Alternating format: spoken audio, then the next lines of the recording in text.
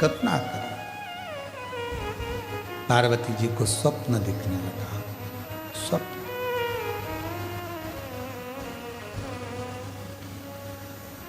और मेरी जीजियों, मेरी जीजाओं, मेरी बेटियों बेटाओं, मेरे बुजुर्ग माँ बाप, याद रखना,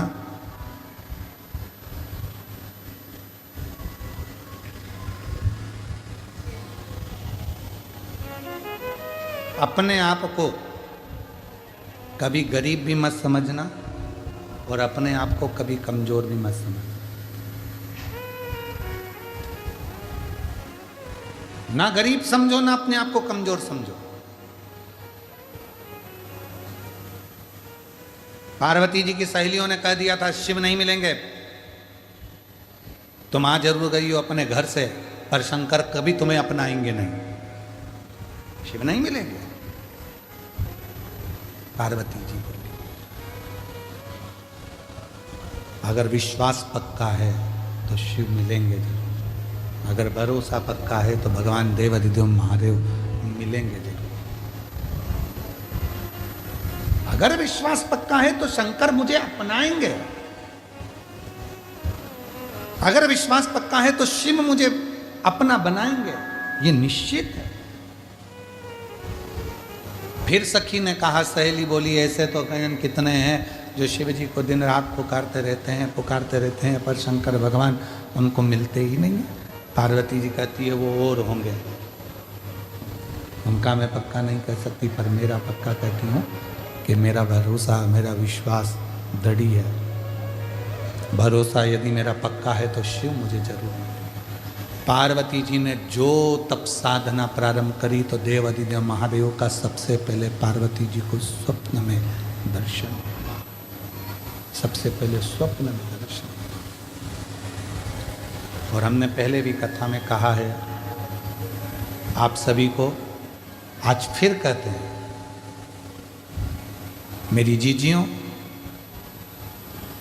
तुम्हारा काम ना चल रहा हो, व्यापार ना चल रहा हो, बहुत कर्जे में लदालूम हो गए हो, बहुत तकलीफ की जिंदगी चल रही है, ना मान मिल रहा है, ना सम्मान मिल रहा है, ना आदर मिल रहा है, ना ही कोई कदर करता है, और ना ही जगह जगह की ठोकर खा खा कर थक गए हो, तो निवेदन है,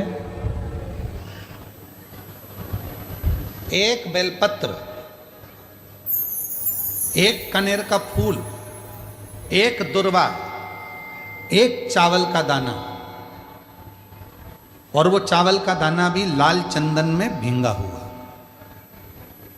जलाधारी का मुख होता है उत्तर की ओर, आप दक्षिण की ओर आराम से बैठो, श्री शिवाय नमस्तुभ्यम बोलकर, अपना नाम गोत्र बोलकर, अपनी कामना कर कर, एक बेलपत्र, एक कनेर का पुष्प, एक दुर्वा, एक चावल का दाना जिसको तुमने लाल चंदन से भिगोया है, वो शिवलिंग पर उत्तर की ओर मुख कर कर दक्षिण में बैठकर बाबा को सोमवार की सोमवार प्रदोष काल में, मतलब शाम का जो सूर्य डूबने का जो समय होता है, बस उसी प्रदोष काल के अंतर्गत यदि घी का दीप जलाकर बाबा को अगर एक बेलपत्री, कनेर का पुष्प, दुर्वा और लाल चावल चंदन का अगर चढ़ाना प्रारंभ कर दिया, 5 या 6 सोमवार निकलेंगे, धीरे धीरे मेरा बाबा तुम्हारा हाथ पकड़कर तुम्हें मंजिल तक छोड़ना प्रारंभ। नहीं चल रहा व्यापार, नहीं चल रही फैक्ट्री, नहीं चल रही दुकान, बहुत तकलीफ की जिंदगी है, कोई पैसे खाकर भाग गया, नहीं दे रहा, कर्जे में डूब गए, तकलीफ में आ गए, कैसी भी समस्या है उसमें शिव की शरणागति आपको सुख देगी। आडंबर में नहीं जाना। कोई कह दे मैं तुम्हारे पैसे निकलवा दूंगा, कोई के मैं ये कर दूंगा, कोई के मैं वो कर दूंगा, फालतू की बात, ये सब व्यर्थ है। अपन ने किसी को पैसा दिया है तो अपना पैसा अपने को लाना पड़ेगा। कर्जा अपन ने किया है तो उस कर्जे को भी अपने को ही भरना पड़ेगा। तो मेहनत भी तुम्हें खुद करना पड़ेगी, जल भी तुम्हें खुद चढ़ाना पड़ेगा।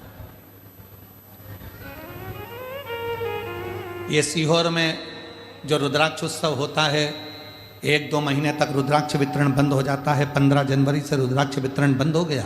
15 मार्च तक बंद रहेगा, रुद्राक्ष नहीं मिलता उस समय पर, क्योंकि रुद्राक्ष उत्सव होता है तो 7 दिन तक जो बाबा का प्राचीन पुराना जो शिवलिंग है, उस शिवलिंग के ऊपर रुद्राक्षों को समर्पित किया जाता है। जो जितने करोड़ों रुद्राक्ष साल भर बटते हैं, उनको 7 दिन के अंदर बाबा के मंत्रों का प्रयोग कर कर जो रुद्राक्ष सिद्ध किए जाते हैं, जिसको तुम तांबे के कलश में गलाकर उसका पानी पीते से ही बीमारी से ठीक हो जाते हो, लोगों के कार्य बनना चालू हो जाते हैं, बच्चे की मन बुद्धि विद्वत्ता की ओर बढ़ जाती है, उस रुद्राक्ष में अपने आप बल उस कार्य से आ जाता।